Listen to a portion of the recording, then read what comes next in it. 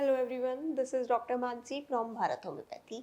आज मैं आपके साथ बात करने वाली हूँ कि आईबीएस से आपकी मेंटल हेल्थ कैसे इफ़ेक्ट होती है या फिर मेंटल हेल्थ से आपका आईबीएस कैसे इफ़ेक्ट होता है।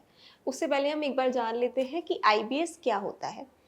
आईबीएस क्या होता है? आईबीएस होता है इरिटेबल बॉवल सिंड्रोम, जिसके क्या मतलब है कि इसमें जो आपके बॉवल्स होते हैं, जो आपके इंटेस्टाइन्स होती हैं, वो इरिटेट हो जाती हैं, उनमें डिस्टर्बेंस आ जाती है, वो बहुत ज़्यादा सेंसिटिव हो जाती है, या तो उनके मूवमेंट बहुत स्लो हो जाते हैं या फिर उनका मूवमेंट बहुत फास्ट हो जाता है, जिसकी वजह से आपको पेन होता है, आपको क्रैम्प्स हो सकते हैं, आपको गैस हो सकती है, आपको ब्लोटिंग भी हो सकती है।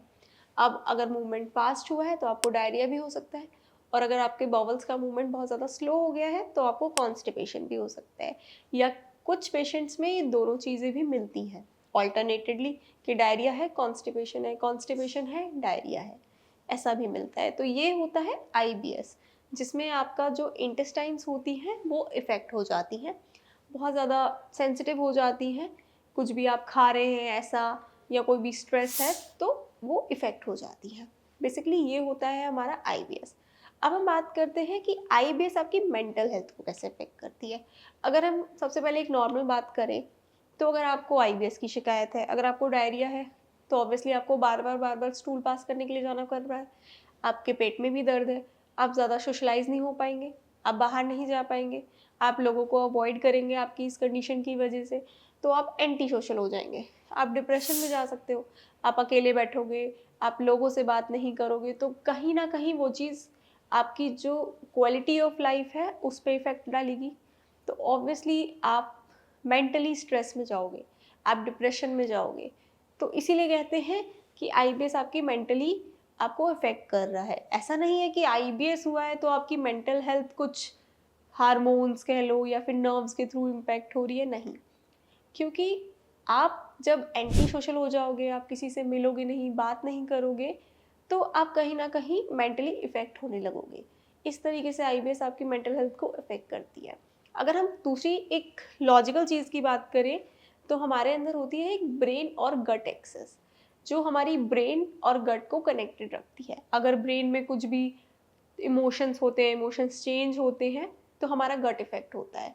जैसे कि अगर हम कोई बहुत अच्छी चीज़ सोच रहे हैं, बहुत कुछ अच्छा इमेजिन कर रहे हैं, तो बटरफ्लाइज़ फीलिंग आती है ना हमारे स्टमक में, वो सब कनेक्टेड है, क्योंकि एक ब्रेन गट एक्सिस हमारे अंदर वर्क कर रही होती है।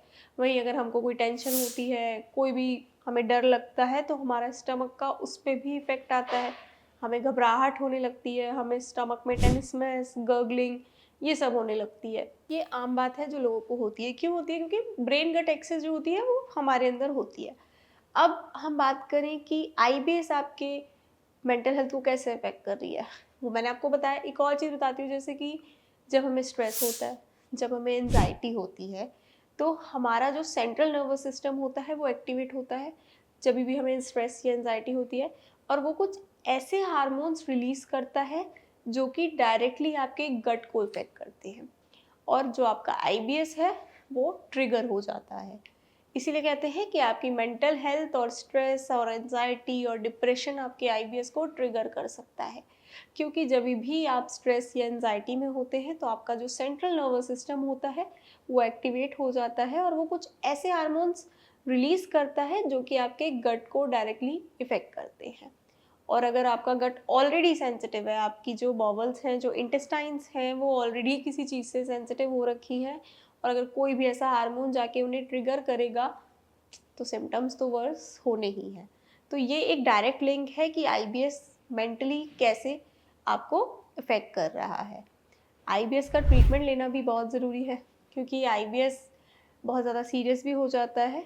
ये काफ़ी ज़्यादा आपका वेट लॉस भी करवा सकता है, आपको वीकनेस कर सकता है। आप कुछ भी खाएँगे-पिएँगे, अगर आपके बॉवल मूवमेंट ही ठीक ही नहीं है, अगर आपका डाइजेशन ठीक नहीं है, तो आपकी बॉडी भी ग्रो नहीं कर पाएगी।